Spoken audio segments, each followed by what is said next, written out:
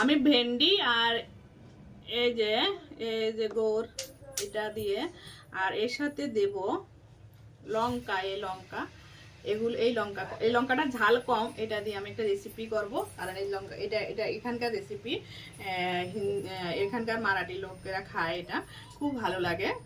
যদি এই লঙ্কাটা একটু হয়, মোটা হয়, তাহলে কি করবে, এটা মাঝখান দিয়ে একটু এইভাবে ফেলে দিবে, একদম পুরোটা ফেরবে না, মাঝখান দিয়ে একটু ফেলে দেবে, যেমন ভিতরে একটু যায়। লম্বা লম্বা তো, তার জন্য আমি লঙ্কাগুলো কেটে দিচ্ছি। আর ভেন্ডিটাকে আমি এটা ছাড়াবো না, এটা এইভাবে একটু ফেলে দিচ্ছি। এই দেখুন, আমি সব কটা ভেন্ডি এভাবে কেটে নেব। দেখুন, এভাবে কেটে নেব, একটু ফাড়িয়ে দিচ্ছি, কারণ ভিতরে একটু হলদি লবণ মশলা যাওয়ার দরকার। এর সাথে আমি নারকেল দেব। সব কটা আমি এভাবে কেটে নেব। চলুন তাহলে এটাকে আমি কেটে নিই, আর ফিরে আসছি। আমি যে ভেন্ডির সবজিটা বানাবো, এটা আমি আগে একটু ভুলে গিয়েছি। আমি তেল দিয়েছি, এখানে রসুন দিয়েছি, পেঁয়াজটা দিয়ে দিয়েছি। এটাকে আমি বেশি ভাজবো না, হালকা ভাজবো, আদা কাঁচা আদা পাক্কা রাখবো। আমি এখনই দিয়ে দেবো, লেকিন আর দিয়ে দিচ্ছি কারি পাত্তা। আর সোমবারে আমি তরকাতে দিয়েছি, তেলের উপরে দিয়েছি সরিষা ফোড়ন। সেটা দেখাইতেই আমি ওটা মোবাইলটা আমার কাছে ছিল না, এই জন্য। দেখুন, এখন আমি এই যে এগুলো সব আমি একসাথে দিয়ে দিচ্ছি।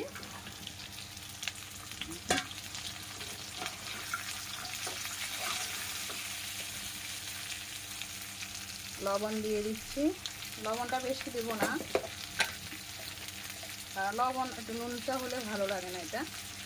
আমি আর এর সাথে আর কোনো মশলা দেবো না, একদম সাদা সিম্পল বানাবো আমি এটাকে, সাদা সিম্পল।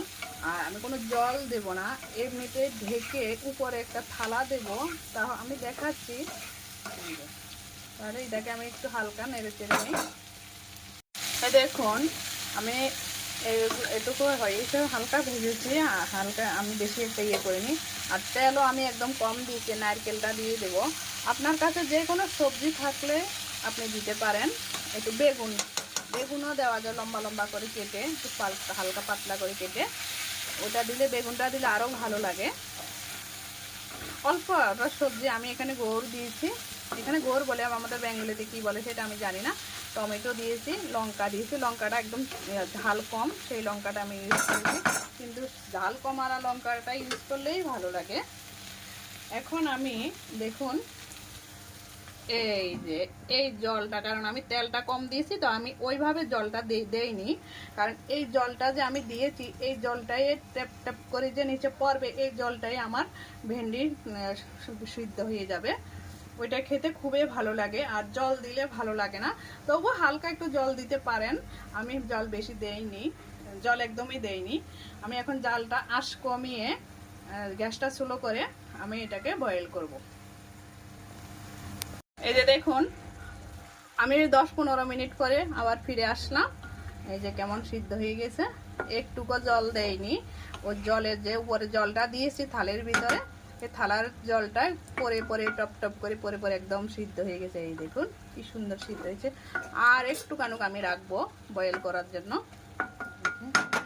এখনো পুরোপুরি সিদ্ধ হয়নি, কিছু কিছু সিদ্ধ হয়েছে, কিছু কিছু হয়নি। নাকি কত সুন্দর হচ্ছে, একদম মশলা ছাড়া। এইটা রুটি দিয়ে খেতে এত ভালো লাগে। আর আমার বান্ধবী, বাঙালি একটা বান্ধবী আমার খেয়েছিল আমাদের ঘরে একদিন, ও আদা ভাত মনে হয় এইটা দিয়ে খেয়ে নিয়েছে, এত টেস্ট হয়েছে। আমাকে বারবার বলছিল, দিদি তুমি কিভাবে বানিয়েছো এটা। এখন আমি আবার এটাকে জলটা দিয়ে আবার ঢেকে দিচ্ছি একটু। এই যে আমার এটা কমপ্লিট হয়ে গেছে, দেখি কত সুন্দর হয়েছে, একদম সিদ্ধ হয়ে গিয়েছে, দেখুন একদম সুন্দর সিদ্ধ হয়ে গিয়েছে। এটাকে বেশি না লাড়া যাবে না, লাড়লে একদম ভেন্ডি তো চিকেট চিকেট হয়ে যাবে। কত সুন্দর, আপনারা এভাবে বানিয়ে খাবেন, দেখবেন ভালো লাগবে।